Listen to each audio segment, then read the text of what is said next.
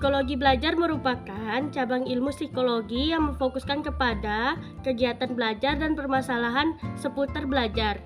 Secara garis besar, psikologi belajar mengacu pada ruang lingkup yang terbagi atas 3 pokok. Yang pertama yaitu masalah belajar, yang kedua situasi belajar, yang ketiga yaitu proses belajar.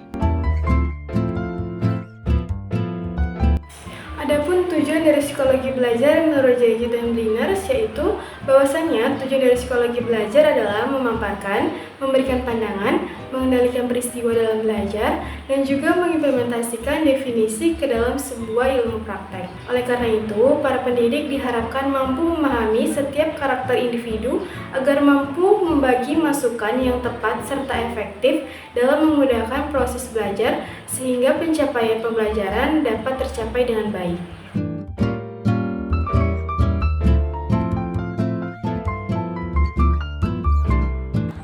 Belajar abstrak merupakan belajar dengan menggunakan cara-cara berpikir abstrak. Tujuannya untuk memperoleh pemecahan masalah-masalah yang tidak nyata. Dalam mempelajari hal-hal yang abstrak, diperlukan peranan akal yang kuat. Di samping penguasaan atas prinsip, konsep, dan generalisasi termasuk dalam jenis ini, misalnya belajar matematika, kimia, kosmologi, astronomi, dan sebagian materi agama. Ragam keterampilan belajar. Keterampilan adalah belajar dengan menggunakan gerakan-gerakan motorik, yakni berkaitan dengan saraf dan otot.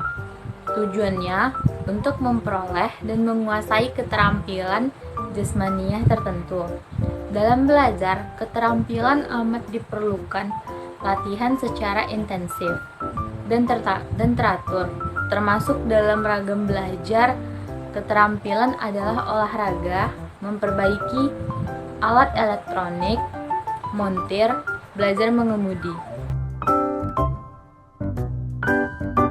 Ragam penyelesaian masalah. Ragam penyelesaian masalah yang dimaksud adalah belajar menggunakan metode-metode ilmiah atau berpikir sistematis, logis, teratur, dan teliti. Tujuannya untuk memperoleh kemampuan dan kecakapan kognitif untuk menyelesaikan masalah secara rasional, lugas, dan tuntas. Untuk kepentingan ini, kemampuan dalam menguasai konsep, prinsip, dan generalisasi sangat dibutuhkan. Dalam hal ini, hampir semua subjek ilmu pengetahuan dapat dijadikan sebagai objek belajar penyelesaian masalah. Ragam rasional. Maksud belajar rasional adalah belajar dengan menggunakan kemampuan berpikir secara logis dan sistematis. Dengan cara demikian dimaksud untuk memperoleh aneka ragam kecakapan menggunakan prinsip-prinsip dan konsep-konsep. Ragam rasional berkaitan dengan ragam belajar menyelesaikan masalah. Dengan belajar rasional, diharapkan memiliki kemampuan menyelesaikan masalah dengan menggunakan pertimbangan dan strategi akal sehat, logis, dan sistematis. Ragam kebiasaan, di mana ragam kebiasaan ini adalah suatu proses belajar untuk memperbaiki kebiasaan yang telah ada dan memperoleh kebiasaan yang baru. Jadi dalam ragam kebiasaan ini diterapkan juga punishment dan juga reward guna mencapai tujuan. Ragam apresiasi, di mana ragam apresiasi ini berfokus kepada nilai suatu objek guna mengembangkan kemampuan secara optimal, seperti melukis, bermain musik, dan lain sebagainya. Ragam pengetahuan, di mana ragam pengetahuan ini adalah kemampuan untuk menyelidiki suatu nilai objek yang bertujuan untuk mengetahui suatu pengetahuan secara mendalam. Nah, pada ragam pengetahuan ini dilakukanlah kegiatan belajar seperti eksperimen ataupun investigasi.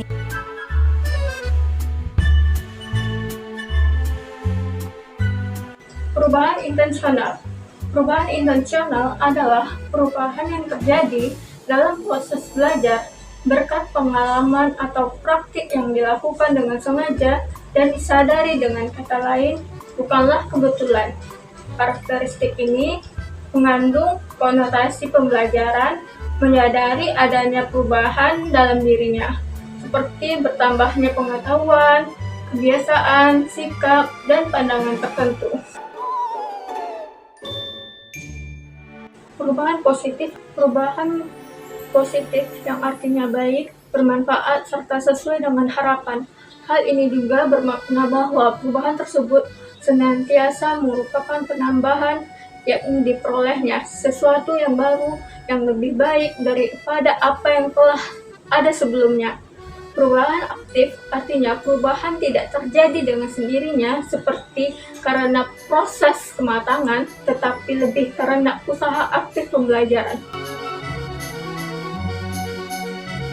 Perubahan efektif yaitu perubahan tersebut membawa pengaruh, makna, dan manfaat tertentu bagi pembelajar. Sedangkan perubahan fungsional bermakna, perubahan bersifat tetap. Sewaktu-waktu dibutuhkan perubahan tersebut dapat direproduksi dan dimanfaatkan. Perubahan efektif fungsional biasanya juga bersifat dinamis dan mendorong timbulnya perubahan positif lainnya. Misalnya, seseorang belajar menulis, maka di samping ia akan mampu merangkai kata dan kalimat dalam bentuk tulisan, ia juga akan mendapatkan kecakapan lainnya seperti membuat catatan, menulis surat, bahkan menyusun karya sastra dan karya ilmiah. Dapat disimpulkan bahwa berubahnya perilaku seseorang merupakan imbas dari interaksi antara manusia, lingkungan, dan pengalaman yang diperoleh. Ada 3 unsur pokok dalam belajar, yaitu belajar akan berkaitan dengan perilaku yang berubah-ubah, berkaitan dengan proses empiris, dan sebagai akibat dari pembelajaran yang menetap dan berkelanjutan.